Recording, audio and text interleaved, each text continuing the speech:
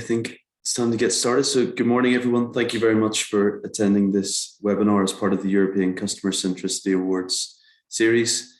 Today's topic is frictionless customer journeys, friend or foe.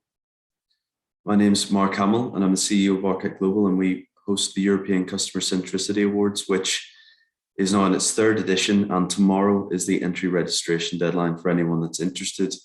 But anyone that would like to participate, tomorrow is not the submission deadline, it's simply for the registration. So you would have plenty of time up until the end of May to submit any documentation, with the event taking place in September.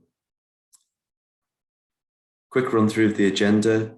After my welcome, we'll do some introductions to our fantastic panel of speakers today, who will then provide their opening statements on the topic of frictionless customer journeys, friend or foe. And then we will have some questions with the panelists, but it's up to you to ask questions from the very beginning. You can add them in the chat and I'll get to them as soon as I can, or at the end, once all the questions have been run through with the panelists, you can turn your camera on and ask questions directly. In the meantime, though, a bit of housekeeping. Please keep yourself on mute until we do get to that point where we open it up to the floor. And yeah, get your questions ready or put them in the chat whenever you wish. So I just hand over to our fantastic panelists today. So we've got Michael Brandt, founder of CX Excellence, Jim Scutt, Principal Experience Management Catalyst at Qualtrics XM Institute, and Nicholai Reinseth, who is the CXO of Northern Europe, Merkle. But if you would like to do a quick intro to each of you, Michael, we'll start on the left, if you don't mind. Sure. No. Thanks a lot. So as you said, thank you very much for the invitation. So as you said, I'm the founder of CX Excellence. Up until April 2020, I was working for the industrial automation multinational ABB, and I was head of their voice of customer and customer loyalty program. James, over to you. Thank you. Hi, everybody. Great to be here this morning. My name's James Scutt. Yes, I'm a new addition to Qualtrics family as an experience management catalyst. I work for the Qualtrics XM Institute, which is a thought leadership, research, practical tools for XM practitioners.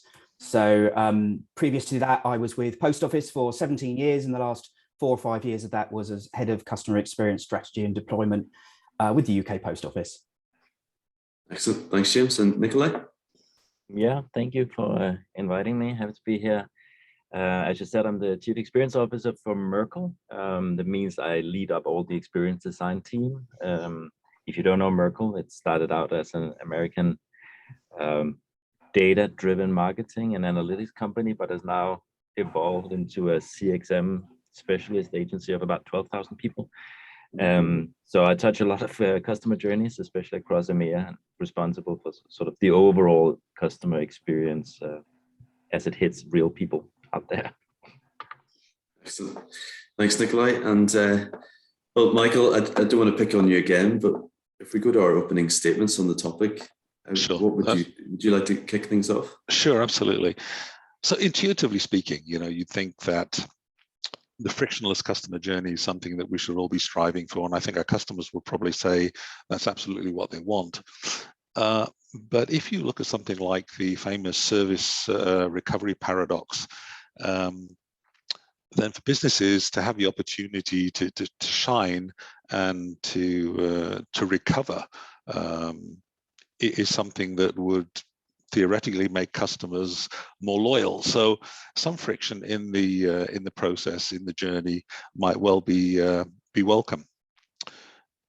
The problem really is friction is perceived differently by different customers. So on the one hand, you might have the opportunity of recovering a customer and really showing them, how you're there for them and turn a customer into a very loyal customer.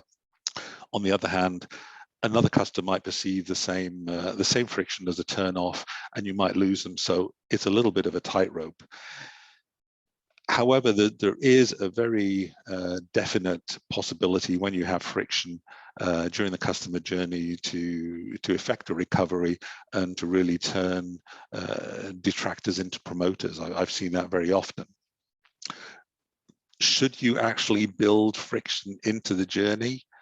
I think that's very dangerous.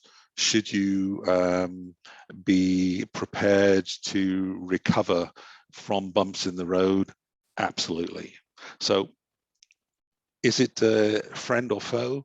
I think we've got to say that it depends very much on the circumstances, but that we have to be prepared to cope with it and to put the service recovery paradox into practice and turn those the bumps in the road into opportunities. Excellent. Thank you so much, Michael. And James, do you have any remarks on that as well? So this is an interesting topic. And when I mentioned this to one of my new colleagues at Qualtrics the other day, they were like, yeah, we need to talk about this, and we need to talk about this a lot more. So it's come up in the past in some form. I'm probably going to be an awkward panelist here because I kind of sit on the fence with this a little bit. I can see a little bit of friction actually being a good thing. To some journeys. Certainly if it's a complex journey, you need your customer to actually sometimes put in a little bit more effort, and a little bit of friction might well help them do that. If it's something important, like a visa application or something like that needs to go through.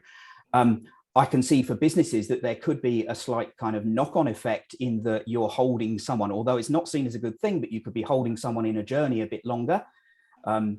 We all know that kind of the longer you can hold a customer without annoying them, that can only be really a good thing. But I also think that that you could definitely have some friction in your journeys, but how much friction would need to be offset against the emotive side of the experience that you're offering? I.e., if your experience that they're going through is so good that they can stomach that bit of friction, I think there really wouldn't be a problem with it at all. But I'm kind of there to be convinced by the conversation as well. So I'm interested to see which way this goes. Brilliant. That's a good place to be. A difficult panelist is what we want to hear in these ones. So absolutely. So Nicholai, over to you. I know you've got some great opinions on this, so I'm looking forward to hearing them. Yeah, well, I think I'm on Michael's side. Well, I don't disagree on any of it. In the answer is that it depends. I think if you ask anyone, would you like more friction in your customer journey, like any customer, they would say no, because then you're framing friction as sort of unwanted effort on my behalf, something that I recognize because it's annoying. If you reframe it as something requiring my attention, then maybe it's more of an "it depends" answer, right? I think the frictionless wave in UX design probably centered around Steve Krug's book, Don't Make Me Think, which also gives us sort of the cue to why it might not be uncomplicated. Sometimes it's quite good to make people think.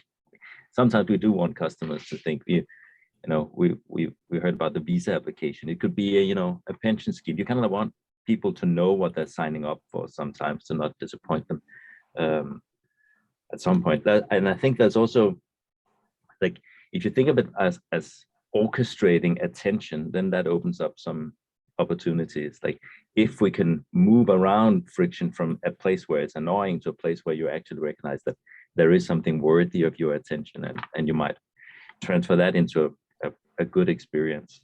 The other side of that is that any friction is also an inclusivity matter, I think. In the past, it was probably a technological matter mostly. So your customer journey friction might rule out some people who were on, let's say, had bandwidth issues with, if it's a digital journey, or maybe disabilities if it's a physical journey. And now it might be more of a sort of a cognitive load situation where we have to be very aware of what kind of people we might exclude from our journeys by demanding certain things of them in a certain way. If that makes sense. Thanks, Nicholai. I think the point that you made there about visa application or signing up for a pension scheme, I've always said that there's more friction the more expensive something gets. Like getting a mortgage or buying a car. And I think that maybe that's, as you said, is that built into the process so people have the time to think and process things, perhaps. That's a good remark there as well. Well, whoever would like to answer this first question that I have here. So is a truly frictionless customer journey even possible? And is it important? And I guess it goes back to, it depends, but would anyone like to take up that question? Go on, Michael. I saw you were just about to go for it.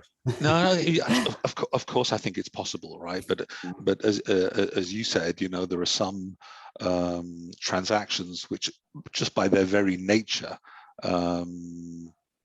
are not frictionless. As you said, getting a mortgage, right? There's the person on the other end needs to do a lot of work in order to ensure that you're a good bet, right? Yeah. And you're going to be able to pay it back. So by the nature of the beast, it's not going to be frictionless. And I think it's a question of expectations, right? I think you go into there knowing that it's not going to be frictionless, that you're going to have to do, as a customer, you're going to have to do some work in order to prove yourself a reliable and a trustworthy customer, who's going to be able to fulfill their obligation. On the other hand, I think there are some things that should be simple which aren't, and I say once again, it's a question of expectations when you order something online, and it's there, it says it's in stock, and you just give your credit card number, right? And then it comes up and it says, yes, well, it's not in stock, or you're going to have to wait a month for it. Or this is where the unnecessary friction comes in, right? Say it's a question of expectations. You expect to be able to order something online very simply, just select it, say how many you want, give your address, give your credit card number, and that's done, right?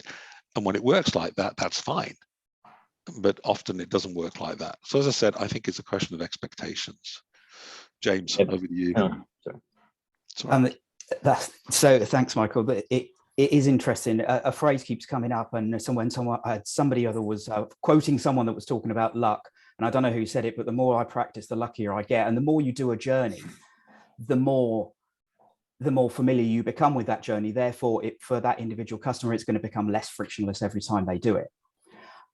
So there's going to be different friction levels. To Michael's point, it's all going to be down to the individual as well. But the more you use that individual journey, the more you're going to, the more frictionless it's going to become. So also there's a benchmarking thing here, I think, for customers as well, the expectations piece. So you go to lots of different organizations, and some will always be much as frictionless as they possibly can be. And people benchmark those against other companies. And they look at them and they go, okay, if it's really easy over there, why can't it really be easy over here? And I look at things like booking flights. And, when I first started going on holiday with my mates and what have you, this was a little while ago, mind, it was quite a heavy friction journey. You needed to go to a travel agent, or you were ringing up and you were really going through the hoops to book your flight. Nowadays, it's just like booking anything else online, like buying something online, almost to the point that actually you think, that's quite a big thing because I only go on holiday once a year. Has that been done properly? Has it had the amount of time that I needed to invest in it to make sure that transaction has gone through properly? Because it's a big thing to me, but it's a small thing to whichever airline is actually doing it. So there's something around benchmarking to other people and how where an expectation level is for each individual customer as per how many times they've gone through a journey, and the other kind of things they've done online as well. So if you don't shop online at all and you go through a journey, you might find it very friction heavy. Absolutely. Nicholai? Yeah, I think there's a tendency, especially amongst the people who work at designing journeys, to focus on standing out or designing for sort of singular experiences, where in reality we mostly want to design for familiarity. Like the way we treat customer expectations is a huge opportunity for your brand experience, I think, because mostly we want people to feel comfortable with the experience they have, and then decide where we stand out, where we are a little bit more delightful or more frictionless, or whatever it is we're aiming for at that moment. But like in reality, we don't really want to experience something for the first time if we're doing some kind of task. From a tech point of view, I don't think we're far from what we would experience as a completely frictionless purchase experience. Like, you could book your flights using facial recognition and not enter any information at all. Technically, I think most of us would feel a little uneasy about that. We would like, I kind of like to press confirm somewhere on that. So it's kind of managing those leaps in experiences. You might want to be the first or the second, but you don't want to be completely alien to the experience that people are used to. So I think that's where the intentional friction comes in a little bit. Like, where do we want to focus people's attention? Where do we have something that is actually valuable? Where does it make sense to spend time? If I can bring up, like, my favorite example of what is objectively a crappy customer experience is if you go to a Chanel store, if you ever feel like partying with your kids' college funds, you get to, like, they make you stand in line. You have your wallet full of money, and you're going there to spend it on a bag made of dead cow, and they make you stand in line outside the shop, sometimes for quite long, and it feels horrible. But when you get inside, you kind of understand that this unparalleled attention you get in there kind of makes it worth it, because they take complete control of your experience in that sense. So that's a bit of an extreme example of what James was saying earlier about, like, what is the emotional value you can then offer at the other end of holding someone. That's a psychological thing, though, isn't it? Seeing people queue up. It's like the nightclub philosophy. It's an empty nightclub, and then they've got 50 people standing outside. Oh, it must be busy in there, sort of thing. It must be good, I think. Yeah, well, Apple do it when they launch a new iPhone as well, don't they? So. But they do other things in that vein, where, like, if you actually buy something, they take the bag, they disappear into the back room, and they stay there for what seems like forever. And then you do the transaction, you get all that, mundane things over with, and then they come out, hand the bag, say hello, goodbye, have a nice day. And what that, like, they don't actually do anything out there.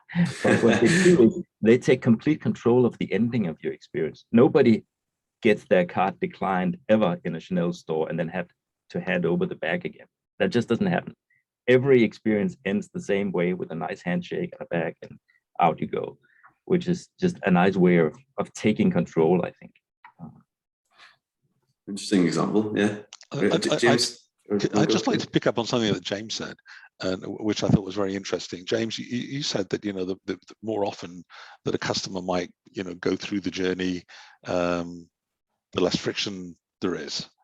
Is that because the more they do it, the more they become used to the bumps in the road, and is that because their expectations have changed and now they know what to expect? And so it's not considered friction anymore. I think so. I think you find this with anything that you do as a human, don't you? You pick up I've used Windows laptops for the whole of my life, and all of a sudden I've joined Qualtrics and they gave me a MacBook, which is all very nice, and it's a lovely laptop and all the rest of it. But I went to push the delete key and it wasn't there, the backspace delete key, and it messed with my mind. And now I've got a piece of paper next to me where I'm writing down to try and mimic the shortcuts that I had on a Windows laptop so I can do my work as efficiently as I tried to do it before. But I think you get used to those things. You go to where the button is on the keyboard, and if someone changes your keyboard, suddenly you've got friction with your keyboard. And that's where you get changes in the journeys can really make those differences. And something Nicholai said there resonated with me around confirmation as well. Confirmation is a really, really important part in any journey. And I saw this a lot in my previous role, in that you would have customers that a journey that's traditionally been face-to-face, but an important one because it's something that you really need to get done. And all of a sudden that journey was available online. And millions of customers didn't go online to do that journey. This was all around car tax. So you want car tax because you don't want to be stopped by the police and say, I've got no tax on my car, So you want confirmation that that's done properly. Millions of people still don't go online. They go to their local post office because they've got a human on the other side of on the counter that's handing that. Well, in fact, you don't even get a disc anymore for your tax. You just get a receipt. But the point is, a human has done that for you, and you've got the confirmation, and they hand something across to you, and you've got a physical confirmation. And it really gives people comfort that they've got that because they've got something and they've spoken to a person. Whereas in a frictionless journey, you get confirmation. To Nicholai's point, it's very, very important. You want a big, strong confirm button, and you want a big journey at the end, a big screen at the end that says confirmed, and here's your confirmation number. Plus, we've sent you an email now. Actually, the last holiday I booked was with a big holiday tour operator, and I didn't get the confirmation email until just over 24 hours later. And they made that point on the final screen, and they didn't even give me a confirmation number. Immediately, I could feel a slight stress level go up in that I've just paid. I'm always going to think it's too much because I'm a bit tight with money, but I've paid too much for this holiday, and I've not even got an email or a receipt. And so I'm straight on the chat saying, have you got the money? Can I have a confirmation number? And on chat, they gave me a confirmation number, which was a strange journey. And it's put me off using that operator again. And they were a big international operator. You're not the only one then. If they're doing that, if you're doing that, then they must get thousands of inquiries. So the amount of people coming through chat immediately looking for some sort of confirmation must be huge, which is obviously going to be a drain on resources and a cost to the business, which comes back to the consumer. That was a strange one, definitely. I think I've had that before as well. It is stressful because that's the thing you want. You want the confirmation immediately, don't you? So you think that's it. At the point you've booked something like a holiday, you're like, right, it's done. I am going. And then you're not quite, because you haven't got the confirmation. It's the last 5%. It is. It is the last mile. Yeah. We're starting to get some questions coming through from the audience as well. If you are comfortable with it, you can turn on your mic and ask the question directly if you wish. So Darren, if you can hear me, you can ask the question directly if you wish. Yeah, I can hear you. So yeah, sort of, I really do get sort of everyone's points, right? But if sort of I think about it in its broader sense, right? So if you sort of make the customer sort of experience, customer journey sort of easy and as frictionless as possible, basically what you're doing is you're reducing the inbound demand for customers to say contact the business to resolve the issue. And to Michael's point, I have seen people sort of move from extreme detraction or extreme sort of dissatisfaction to being brilliantly satisfied because the agents took control, right? However, if we reduce that demand into the sort of contact centers, then there's actually an argument to invest the resource time saved to do proactive contact that benefits people. So everyone's talking about doing next best action, sort of next best product in a digital world. And we're finding that actually sort of some of the better experiences is proactive contact by humans. So I'm keen to get people's thoughts on this. Would anyone like to kick off? Yeah, certainly. One of the favorite professional project I ever did was a patient support program for a company doing ostomy supplies. So it's a little out there.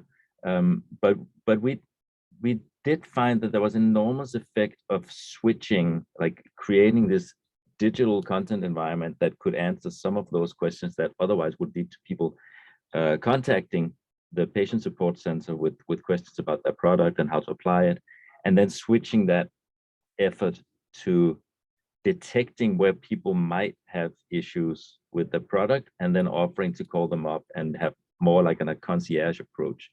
So we used various surveys to kind of listen in on whether they might be on the wrong path of using that product, and then offer a human contact that they hadn't really asked for, well, only with their actions at least. And that did make an enormous difference. So I think that's something to that.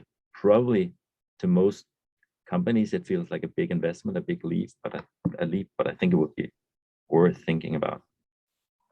Yeah, for sure.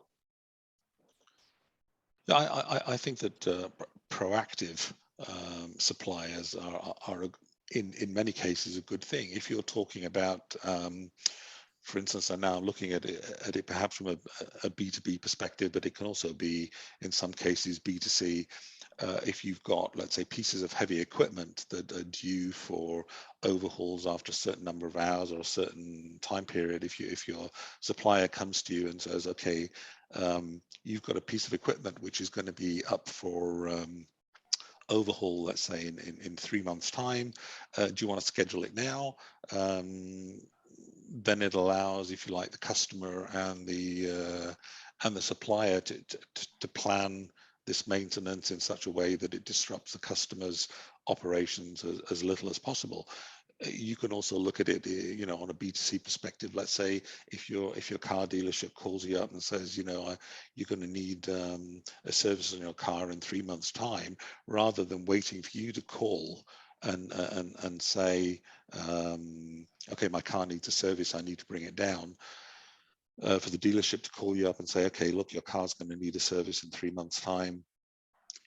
According to the data we've got, and let's face it, a lot of cars now, the data is available online. You're hooked up. You've got an app that you can see, how many miles you're doing on your car. So let's face it, the manufacturer can see it too, right? So they call you up and say, look, you're approaching your whatever it is, 20,000 miles. Your car's going to need an inspection soon. How's about scheduling it now, and that way everything's set and you don't have to call us, it's done. And I think in some cases that's already happening, but I think this proactivity is something that a lot of customers appreciate, and it's something which should become more common, I think, across the board where it's appropriate. I think for me, just to add to that, I think first point, Darren, is it's the right thought process, isn't it?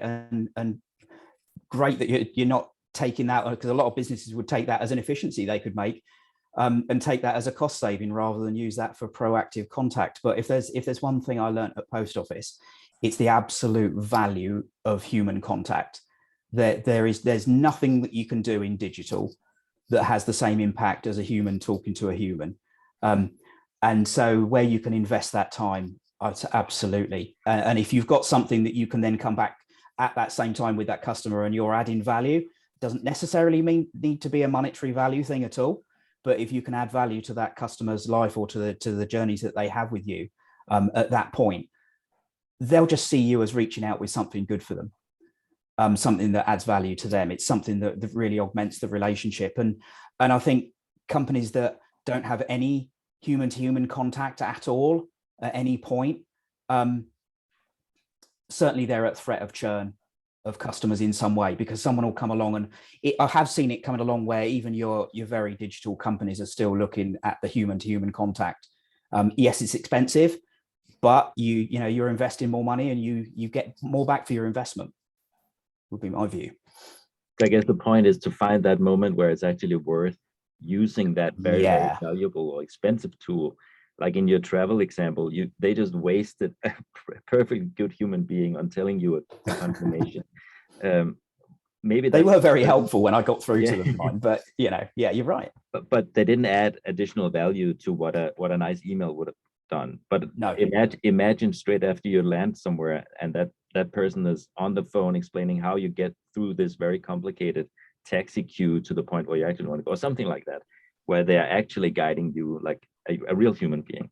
I think that would be a tremendous experience. Yeah, thanks everyone. I think so. When I wrote the comment, I was thinking about it from a friction perspective, but I've really bought into one of the comments that are in here from sort of Kate Birtles around orchestrating attention. That's really got me, and sort of it's definitely got me thinking about experience in a slightly different way aside from friction. But thank you for your comments.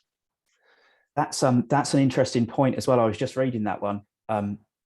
It's orchestrated attention. If you think back to the old-fashioned way, if we call it that, of doing sales, and you would connect with someone, you would find out what it is that they want, and then match what you've got to what they want, and then complete on the sale. In the early part of that, the theory was right. Let's find out about the customer and see, if we can grab their attention with something that we've got. It's just that now I think we're in that place where we're looking at it as an experience, as a differentiator, rather than, right, we've got this, you want it, so let's close the sale. So in theory, it was kind of, I think, always there, but it's turned over to experience more than sale. Brilliant. Thank you very much, Darren, for the question. That's sparked some good points from the panel, and some other points additionally to Kate's fantastic section about orchestrating attention. That Ezra has also said it's fine if you're building in friction or orchestrating attention, but most of the companies put more friction in their experience without even knowing it, which of course is not great. I don't know if anyone's got anything to add to that. No, I think that's absolutely the point. I think that in many cases, the friction that's in the journey is unintentional. Yeah. You know, I think that in many cases, companies just haven't got their act together, right? It might be buggy software. You know, people often say that perfection is the enemy of progress.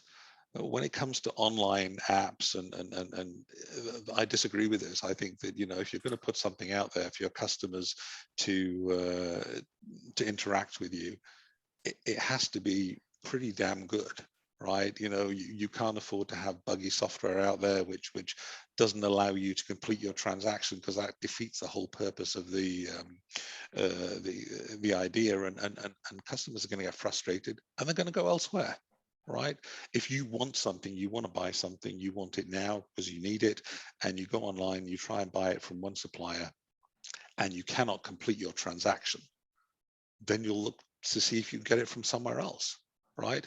And so that defeats the purpose. So I think very often the friction is that's in there. It's not built in intentionally. It's unintentional, and it's just bad preparation and bad design, and I don't consider that friction to be in any way positive, right?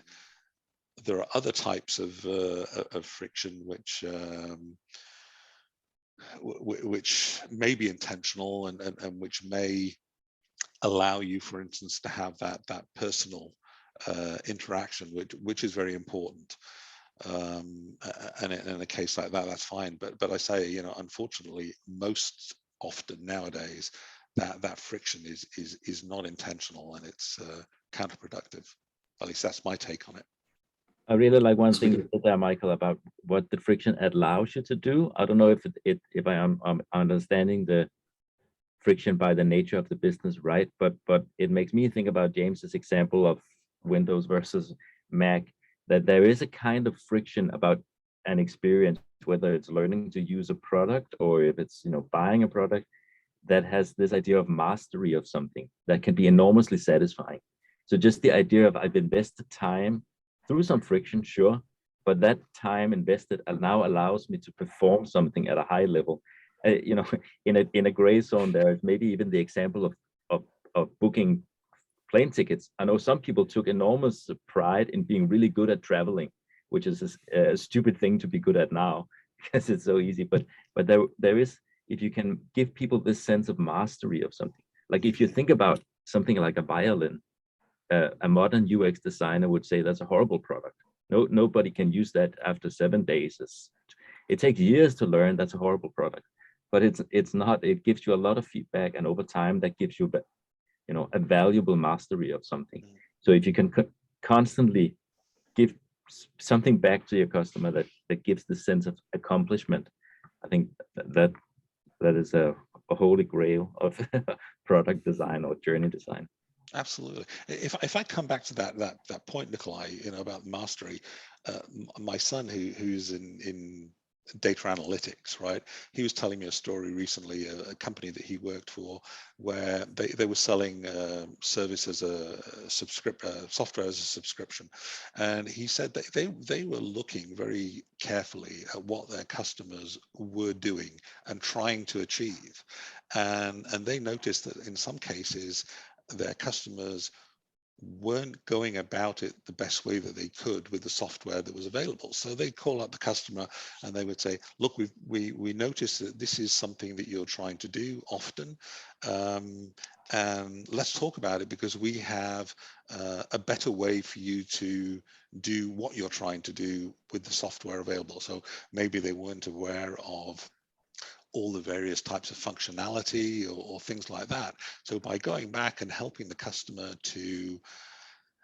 achieve their goals more efficiently and quicker, you know, they were able to decrease their churn and increase their customer satisfaction. And I think that's another way of using those resources that might be made available by going in, looking at the data, analyzing it, seeing what your customers are trying to achieve. It was there was friction there to begin with because they weren't being as efficient as they could be with the product that they were using, and going in and helping them to reduce that friction and making the product easier for them to use. It's a very important point about data and using the data and analytics in the right way, isn't it? And if you know, in today's very technical models of predicting churn and things like that, you know, it could become a very powerful tool if you're being able to predict those customers that are going to churn in the future, and you can augment with that more expensive resource that we were talking about early on, and create some value and pull them back in. Pull them back into the family that you want them to be in, i.e. more sticky towards your brand. It can only be a good thing. And that would be really, I think that would be really smart use of that more valuable resource. Thanks, James. And we have a great comment here from Vadim, which plays back into this idea of the human and the emotional part of a journey. He's talking again, Nicholai, your point about Chanel. During COVID times, people knew how easy it was to buy online, but they still wanted to experience those bits of friction that you mentioned in the shop. So are some people just more attuned to wanting this physical journey? I suppose you mentioned as well, James, about the tax disc or lack of tax disc now in the UK. Yeah. I was just reading that point by Vadim as well. It's a very good point. And the thing about experience and the emotions that you get during these experiences, I was reading some research that the Exum Institute's done in the last couple of years, and it was all around the impact that emotion has on those journeys and how you remember the different pieces of the journey. And it's the emotional spikes that you remember. Be they positive or be they negative ones, it's those emotional spikes that are going to stick in your mind. It's not the whole experience that you've had. And so where you place those emotional spikes, hopefully the ones that you're putting in that are intentional are good ones.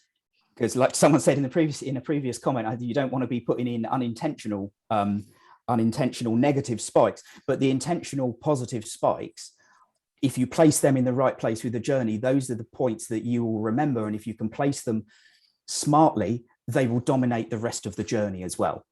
So it's really important as to where those pieces sit.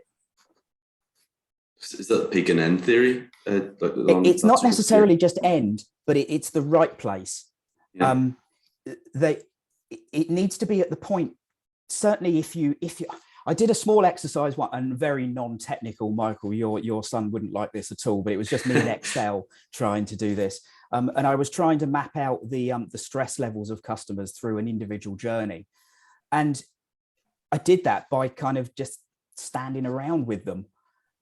There wasn't big data involved. In fact, it was very, very small data, but it did arm me with a more emotive story that I could go back to senior leaders with, that I'd experienced, and say, actually, this is where I've seen customers' faces drop. This is where I've seen them look more confused at this and ask questions more in that particular point in the journey.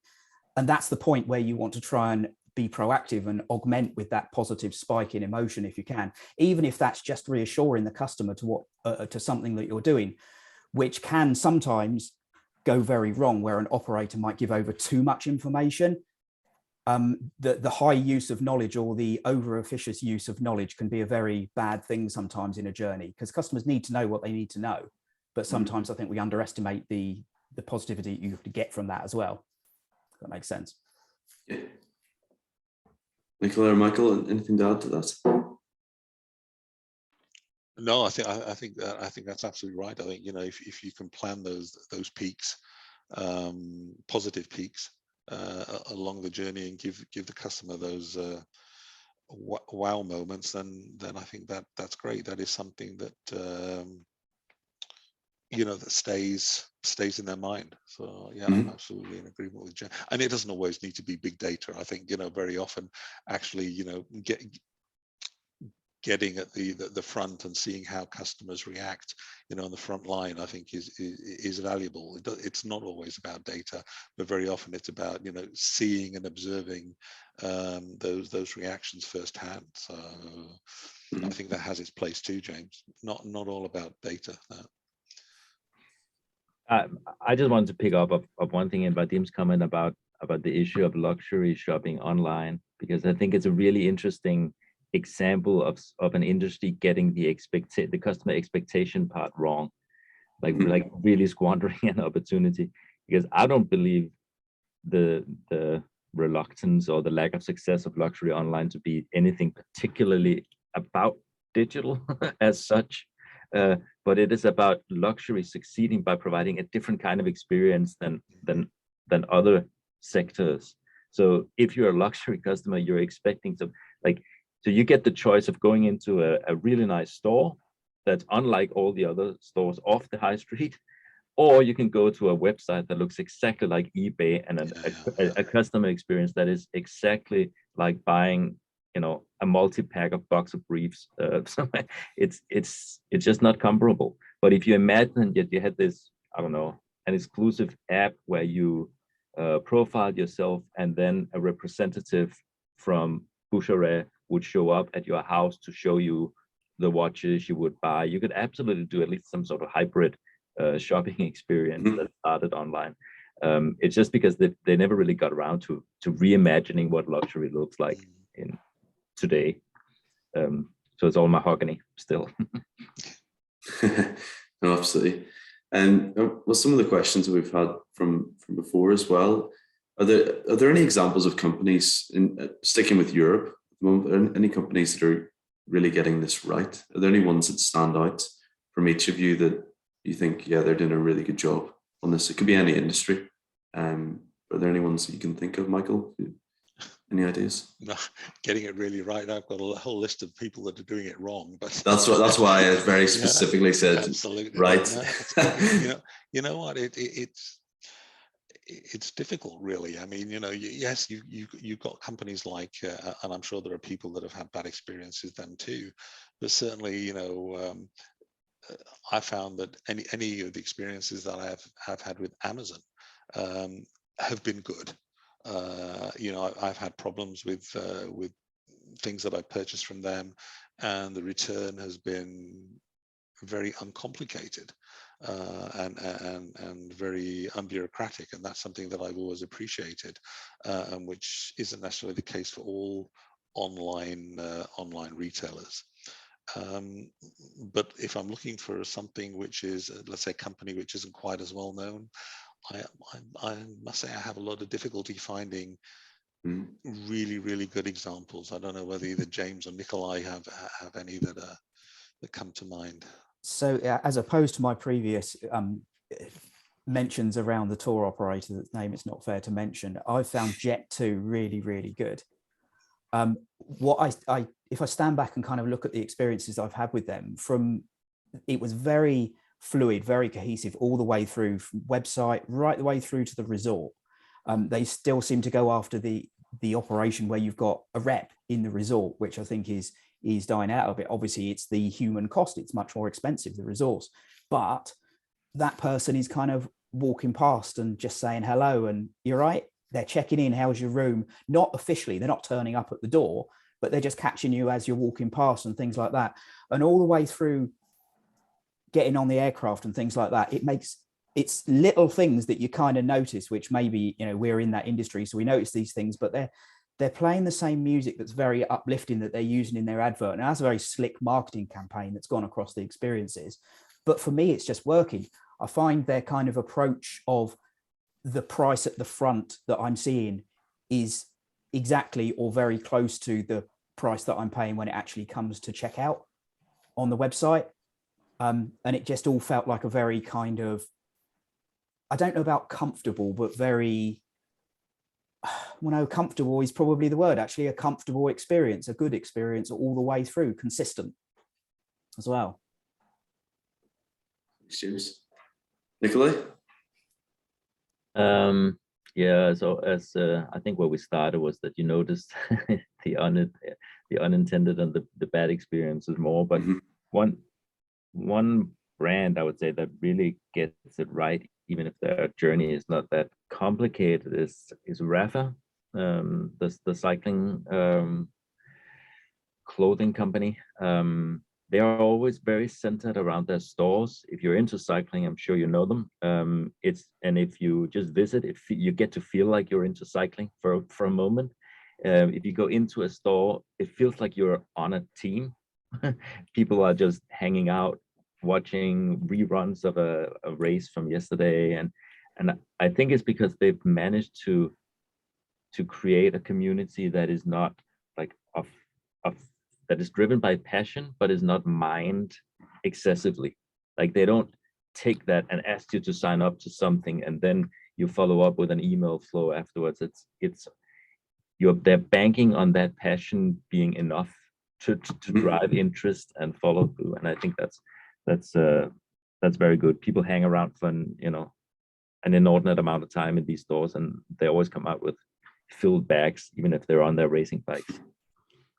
Brilliant. That's a good example, Nicholai. Thank you for that. And Vadim, you've said you've got a good case you'd like to bring up if you want to unmute yourself. Oh yeah. Hi guys. I'd like to share some latest experience in yacht tour business. So it's kind of luxury as well. And I'm currently doing the project in Turkey. So it's a high season and lots of yachts around, lots of customers expecting very high level of service. And we realized that we have a lack of competitive advantages and we don't really understand how to surprise and how to evoke a new kind of emotions in this kind of business, because yacht is yacht. It is already white or gold. It is full of luxury. It is the brilliant seaside. Everything is shining. And what else? So, and we decided to recreate the industry itself. But when we understood that actually, and I would probably bet that no one of us dream about to be a guest in a yacht, but we continuously dream to own one. So, and we don't buy the yacht because we don't have enough money for that, or if we have money, we don't want to have a headache with all this parking, marine expenses, maintenance, team treatment, and the bed season, all the stuff. So we usually go and rent yachts. And most of the companies who provide tours, they provide amazing guest experience. So you feel yourself as a guest. But then when I started to think about it, I imagined my own house. If I invite you to my own house and you come, you would probably sit in a guest room. You would probably visit a toilet when you need it, but you definitely will not use my house as you use your own. So you don't feel yourself the owner. And then when we combine these things, we realize that nobody dreams to rent a yacht. Everybody dreams to own one, and we can deliver this amazing experience during the 1 day or 1 week only, without any headache of the maintenance expenses and everything. And it's changed completely everything. So the brand strategy became different. So we stopped talking about like you will be amazed by our service. We started to focus on delivering the main idea to the customer, that feel yourself as owner of the yacht for 1 day. And then when we went through the few customers, we realized that the expectations of the customers become lower. So they were less expecting a brilliant service as they have in a luxury hotels or luxury boutiques or any other luxury places. They started to look at the same yacht differently. They started to touch it. They started to talk to the captains about the road trip, about the map, about the equipment. And we also trained the team on the yacht that please deliver the feeling that this is not your guest. Give him a feeling that he is the owner of that particular yacht. Mm-hmm. We got less negative feedbacks because people don't people get a chance to get their dream come true. So, but we just done it recently, and I wanted to ask the audience, what do you think about this kind of business transformation or customer experience transformation? Because it's absolutely new. I didn't say anything like that, and it's, in my opinion, a game-changing thing. But what kind of risks we could have, or maybe it's just we should go forward with that? Any of our panelists like to mention anything, Nicholai? Yeah, sure. I'd like to give it a go. It sounds like a really cool idea. I'm no expert on yachts, but on the yachting market, but I think there are some of the same mechanisms at play as with the early days of Airbnb, especially like luxury Airbnb, because what you're seeing is it is in essence a high friction offering, because you're offering people an experience they haven't tried before, so they don't know quite what to expect. So you attract a certain audience. Whether that audience is large enough to scale, I have no idea. But certainly large enough to get curious, forward-facing people saying, that sounds cool, I want to try that.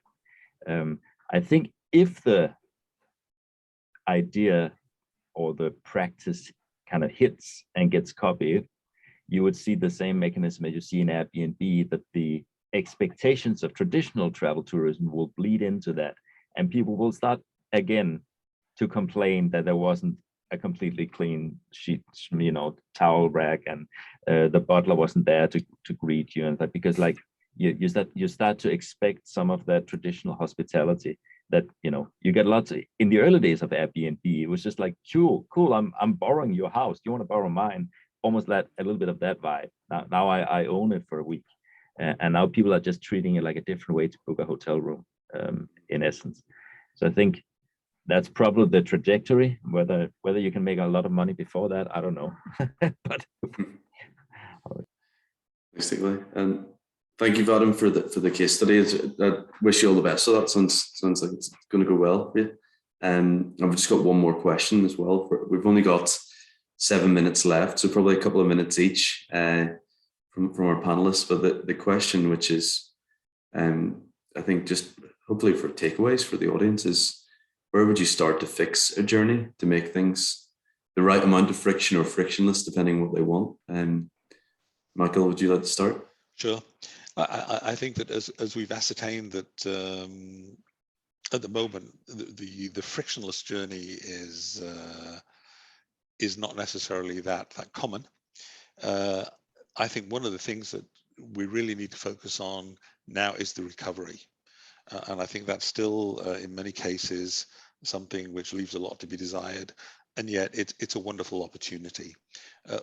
When some years ago, when I was still with ABB, we did some research with together with McKinsey.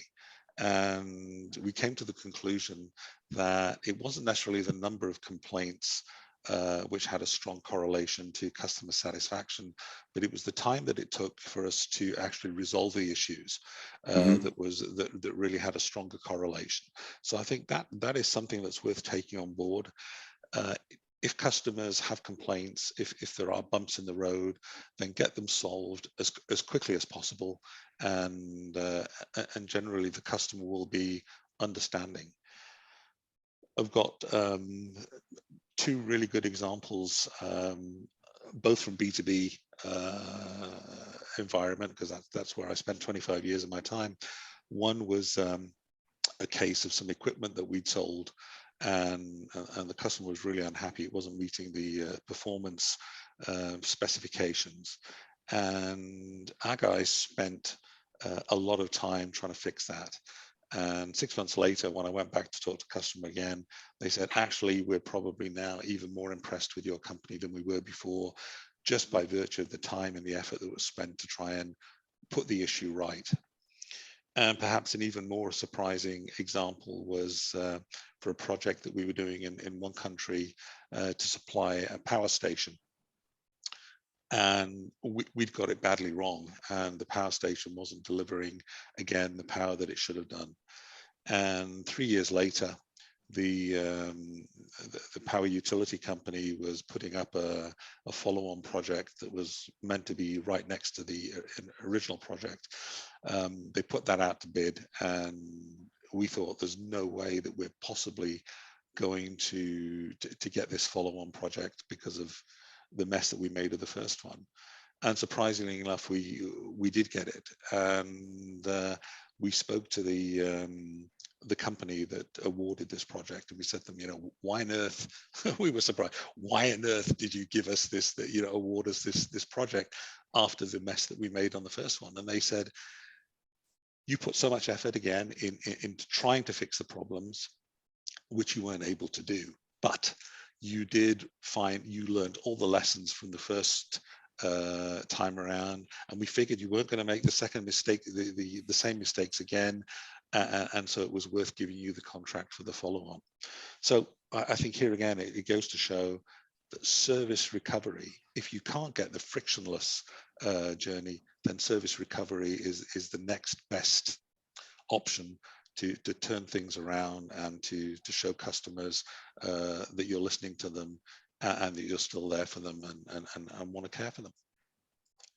Thank you, Michael. And Nicholai, James, like Dad, we've got 3 minutes, less than 3 minutes left. You want to? I'll jump in quickly then. I think for me, most organizations, when they start trying to work on experiences, they start with measurement of some description and trying to understand the experiences, and then they go to respond and try and respond to those things by making changes. So I guess that the best place and simply to start would be, for me in this conversation we've had, is get out and speak to some of those humans that are already transacting those transactions with customers, already trying to make those experiences with customers and see what feedback they have. Because the front line often has some very good feedback that corporately we could miss. Excellent. And if I can build on that, then I think the thing companies do wrong in that respect is they let their UX teams ask people, so what are you having a hard time with now? How does it work for you? And you get a list of things that should be fixed, and then you fix it, and it might become faster or easier. It certainly becomes more expensive, but it might not become more valuable or beautiful or interesting or engaging, because you need to ask, like, what are you trying to achieve? What are these customers trying to do? And then design the journey to accomplish that, rather than optimizing each steps just to make it frictionless as a point in itself. That doesn't matter. Like, I want to achieve a goal. I don't want to go through your 7 steps in the optimal way. That doesn't give me any value. Excellent. Thank you so much, Nicholai, and thank you everyone. So James, Michael, for this fantastic session. I think we could have gone on for another half an hour or so at least. And thank you so much as well for the amazing questions and points from the audience too. We will be sending this video across to you, this recording, and we will also send the LinkedIn links to Michael, James, and Nicholai as well, if you want to reach out to them directly. And as mentioned earlier on, this is part of the European Customer Centricity Awards series. So any questions about that, feel free to reach out to me or my colleague Laura directly. But apart from that, have a great day, everybody, and hope to see you all soon. Thanks again. Thank you very much. Bye-bye.